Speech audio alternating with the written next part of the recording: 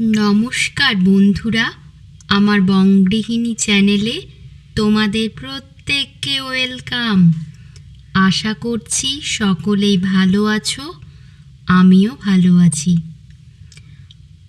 আজ আমি তোমাদের সাথে বাটা মশলা দিয়ে চিকেন কারির রেসিপি শেয়ার করব। চলো তাহলে শুরু করি। প্রথমেই আমি চিকেনটা ভালো করে জলে ধুয়ে পরিষ্কার করে নিয়েছি। এবার আমি চিকেনের মধ্যে অল্প একটু হলুদ ও লবণ দিয়ে মাখিয়ে রেখে দেব। এখানে আমি 500 গ্রাম চিকেন নিয়েছি। এবার আমি চিকেনের মশলাগুলো রেডি করে নেব। বড় সাইজের 3টে পেঁয়াজ নিয়েছি। 2টো পেঁয়াজ আমি একটু বড় বড় করে কেটে নিয়েছি। একটা মাঝারি সাইজের রসুন কোয়াগুলো ছাড়িয়ে রেখে দিয়েছি। অল্প একটু আদা নিয়েছি, আর নিয়েছি একটা ছোট সাইজের টমেটো। আর লাগছে একটা দারচিনি, 1 চামচ জিরে, 1 চামচ ধনে। প্রথমে আমি একটা সসপ্যানের মধ্যে জল দিয়ে দিলাম। ওর মধ্যে আমি জিরে, ধনে ও দারচিনিটা ভালো করে ফুটিয়ে রেখে দেব। এরপর কেটে রাখা 2টো পেঁয়াজ ও একটা টমেটো মিক্সিতে পেস্ট করে নেব। হয়ে গেছে আমার পেঁয়াজ টমেটোর পেস্ট।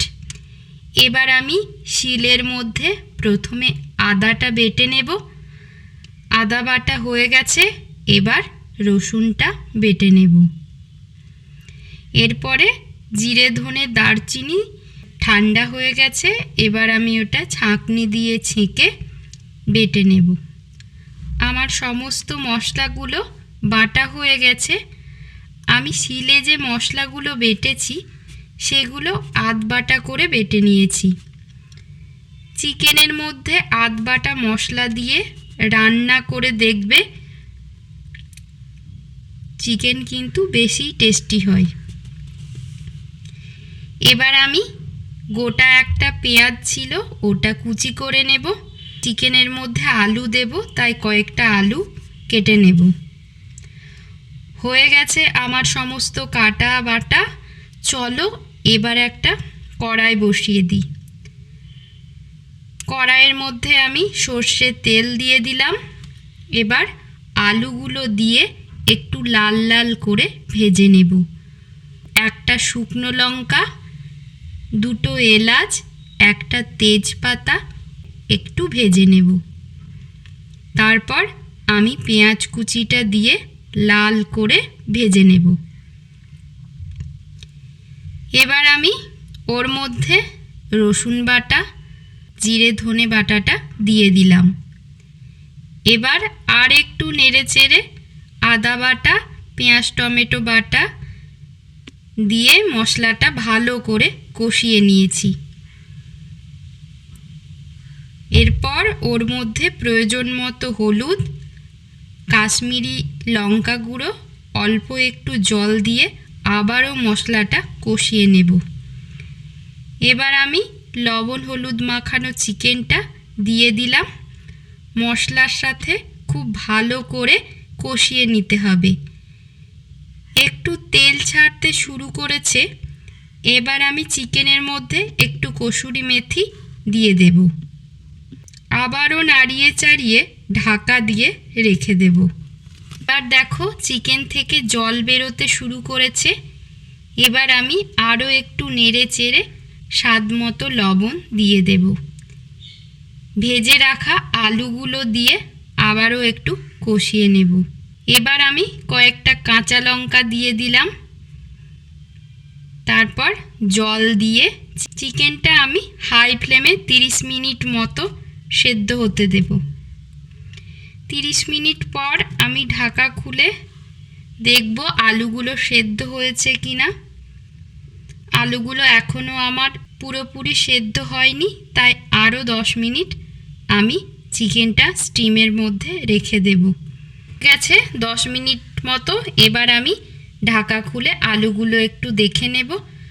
আলুগুলো আমার পুরোপুরি সেদ্ধ হয়ে গেছে। এবার আমি চিকেনের মধ্যে ওপর থেকে একটু মিট মশলা, অল্প একটু গরম মশলা আর একটু কসুরি মেথি দিয়ে ঢাকা দিয়ে রেখে দেব। তাহলে আমার বাটা মশলার চিকেন কারি একদম পরিবেশনার জন্য রেডি। বন্ধুরা, তোমরা কে কে এরকমভাবে বাটা মশলা চিকেন কারি রান্না করো আমাকে কমেন্ট করে জানিও। ভিডিওটা যদি তোমাদের ভালো লাগে তাহলে একটা লাইক করে দিও, আমার বঙ্গগৃহিণী চ্যানেলকে সাবস্ক্রাইব করে দিও।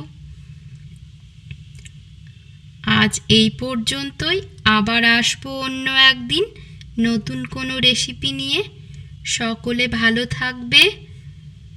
তোমরা এইভাবে একবার চিকেন কারি রেসিপি ট্রাই করতে পারো, এবং যদি কেউ করে থাকো তাহলে আমাকে জানিও তোমাদের কার কেমন লেগেছে। তাহলে তোমরা একটা লাইক করো, কমেন্ট করো, প্রচুর প্রচুর শেয়ার করো। সকলেই আমার পাশে থেকো।